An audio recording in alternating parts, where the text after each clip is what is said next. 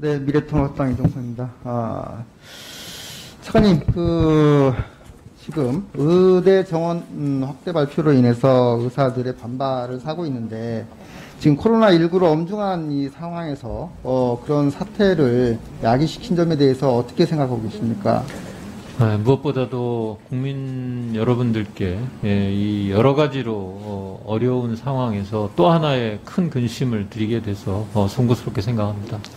네, 그래서 의대 정원 확대 핵심이 지방 의료 격차 해소, 그리고 특정 전공의 부족 등 이런 문제들을 해결하고자 하는 취지에서 추진됐다고 이해를 하고, 저도 의대 정원 확대에 대해서 그 필요성은 인정하지만 꼭 이런 문제점에 대해서 의대 정원 확대만이 답이었나라는 부분에 대해서는 한번 문제를 제기해 보고 싶습니다. 먼저 지방 의료 격차 해소를 위해서 지역별 수가 조정이라든가 의료비 조정, 또 비인기 과목에 대한 어떤 지원 방안, 그리고 지방 공공의료 서비스 확대, 이런 다양한 대안들이 좀 검토되고 단기간 내에 또 효과를 나타낼 수 있는 게 무엇인지 협의를 해서 추진을 해나갔으면 한다라는 어떤 그런 생각인데, 그런 부분에서 좀 아쉬운 부분이 있습니다.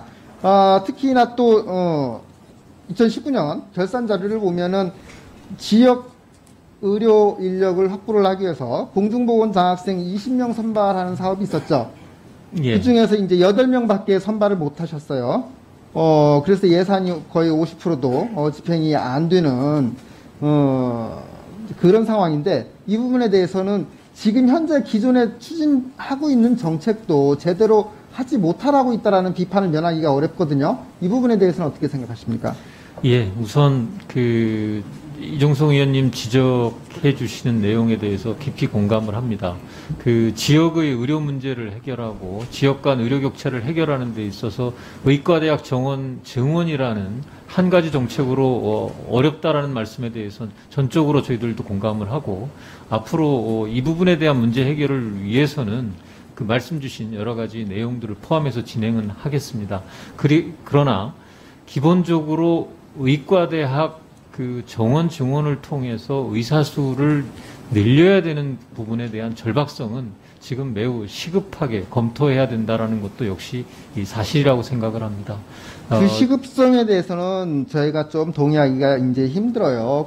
더군다나 우리 3월 달부터 코로나 대유행을 막아왔던 그 의료 인력들의 어떤 고생한 점을 감안을 한다면은, 정말 이번에 그 파업에 동참한 의사들의 얘기를 들어보면은 정말 정부가 본인들하고 아무런 협의 없이 일방적인 어떤 발표를 했기 때문에 뒤통수를 맞았다는 그 배신감 때문이 가장 큰 원인이다라고 이제 얘기할 정도로 정부의 어떤 실망감에 대해서 이제 크게 느끼고 있는 부분이고, 시쳇말로 국민 생명보다 이제 밥그릇 챙긴다라는 어떤 국민들의 인식 때문에 의료계 의사들이 함부로 행동 못할 거다라는 어떤 그런 부분들을 정부가 의식해서 이 시점을 잡은 것이 아니냐라는 어떤 그런 오해까지도 불러일으킬 정도로 국민을 볼모로 했다라는,